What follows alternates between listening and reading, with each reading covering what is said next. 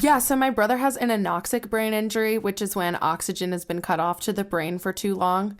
And he like has, I mean, there's truly no reason he's alive at all. It's straight up a miracle. It's insane.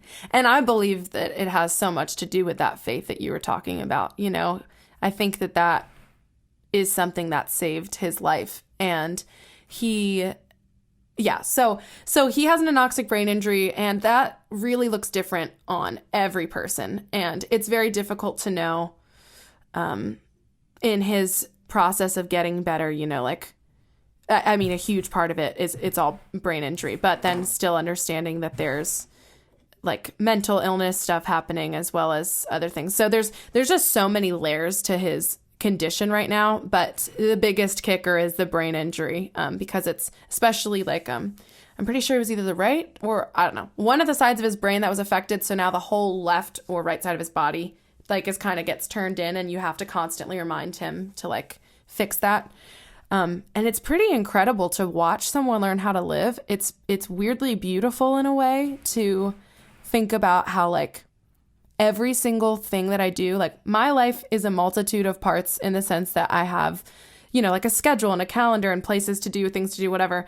And being around my brother helps me feel so present because he has to learn how to like function in a human body in a way that is like, that is his life right now. And it's kind of beautiful to be there with him through it because it just makes the whole world slow down. And obviously I wouldn't wish that on anyone, but that's kind of the light in everything has been being present with him and patient with him and just like loving on him as he's relearning everything. You describe growing up with the new Alex. Mm-hmm. And that's really interesting because you know this person for obviously your entire life. And then now you're kind of learning to like what are the difficulties and just like the beauties of figuring out, separating the old Alex from the new Alex, and are there like challenges when you try to connect them? Yeah.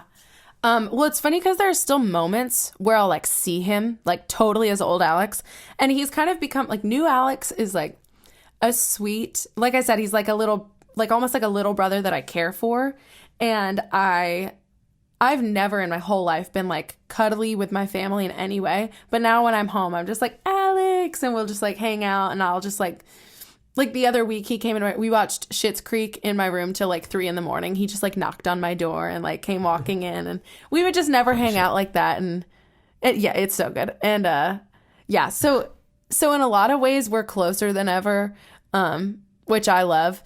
But then there are other times where, I mean, it's very clear that he's my older brother, and he's been showing it more recently. Like if I try to get on him about like chewing the right way or whatever, he'll be like, stop, Emma, like you're my sister. And I'm like, I respect it, I get it. Like he's like, you're not my mom. And I'm like, okay.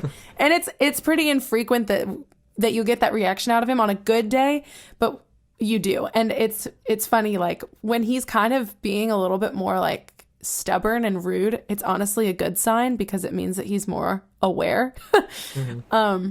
But yeah, I miss, the thing I miss most about Alex is his just like crazy stories and like going, like I would have loved to have been 21 with my brother, you know, and gone out with him. And I would have loved to have, you know, seen him get married one day, have kids, you know. Those are all things you like, now I'm not going to be an aunt, you know. I can have hope that maybe somehow one day I can be, but that's an adjustment.